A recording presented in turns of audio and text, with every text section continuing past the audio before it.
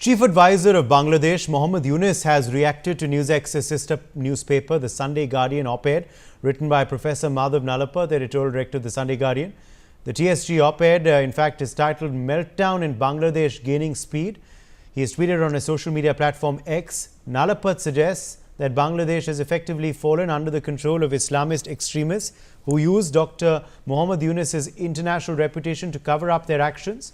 He also alleges that the interim government is subservient to the Pakistan army and that Bangladesh has opened its borders freely to Pakistani cargo and personnel. Additionally, the article speculates that Dr. Yunus is planning to flee into exile, possibly to the UK, where he supposedly has significant investments, quote unquote. Well, although Yunus doesn't counter or deny those specific charges, though, interestingly.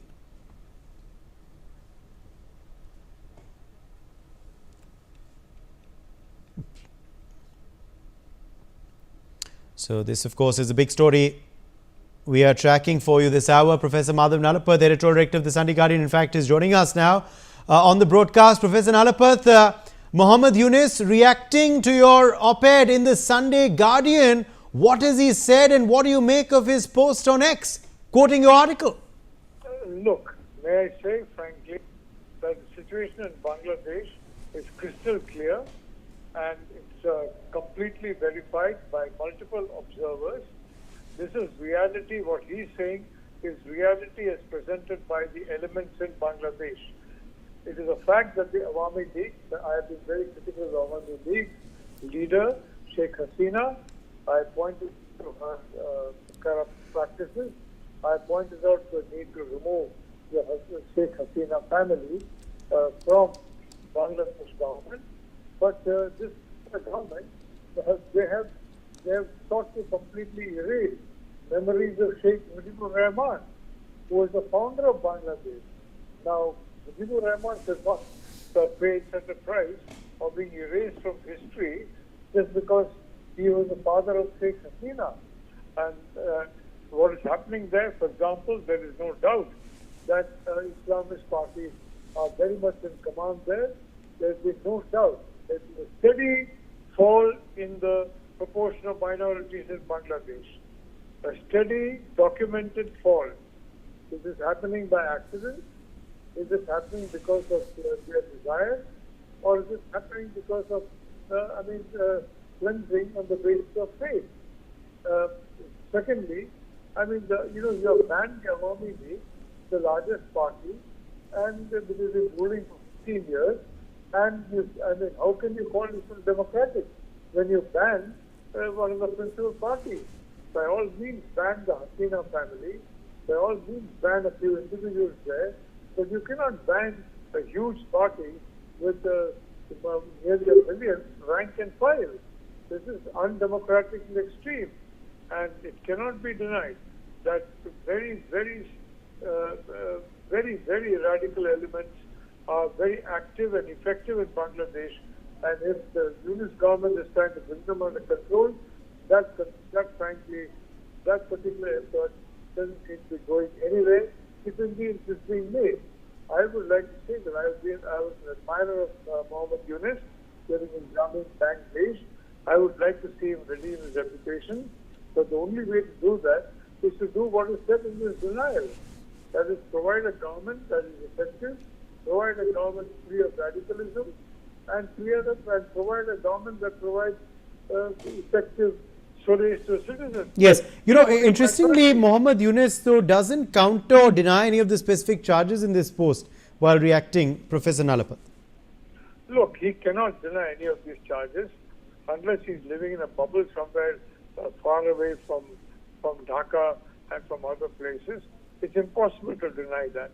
How much of Pakistani cargo, how many Pakistani aircraft, how many Pakistani members of the armed forces, whether in civil uniform or in khaki uniform, are there visible in Bangladesh? These are facts that cannot be denied. These are facts that unfortunately are true. And what is happening there to the Christians and Hindus is nothing short of persecution.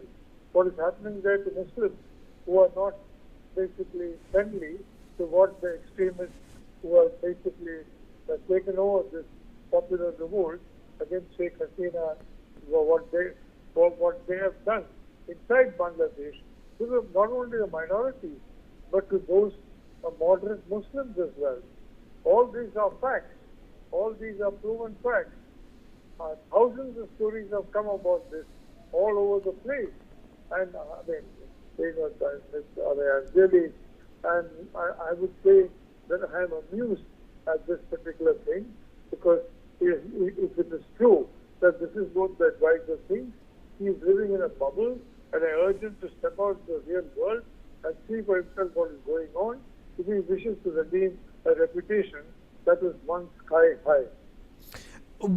Just tell us a bit more about what the focus of your article really was, Professor Nalapat, which obviously seems to have completely rattled the Yunus dispensation.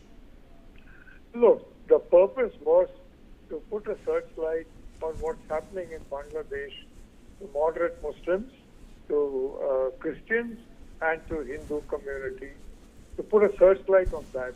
Because what is happening is, unfortunately, when you had the genocide in Bangladesh at the beginning, the same situation took place. The international media was silent about it, except for Indian media. Almost very little media all over the world were carrying reports on that. And even today, that same situation is there in Bangladesh. But the point is, where can they hide? Where can countries hide that talk incessantly of human rights, where India is concerned, where we have a wonderful minority population that is growing by the leaps and bounds every year, and that is flourishing compared to Bangladesh, and of course Pakistan, has been completely eliminated. I don't know if anybody is arguing that the minority population in Pakistan is still what it was in 1947, unlike the situation in India. And whether Bangladesh same situation prevails. I only want to say, Uday, that it is deeply saddening to all of us, especially, when you talk about the Bengali people. They're among the most artistic, literate, cultured communities on earth. And it is impossible not to have immense respect for the Bengali people. Of course, one saving grace is, many of this has been carried out by people who are not really Bengali.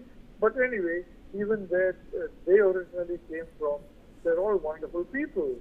And this is a terrifying situation that's taking place. And I wish to bring the spotlight on that, as Sunday Guardian often does.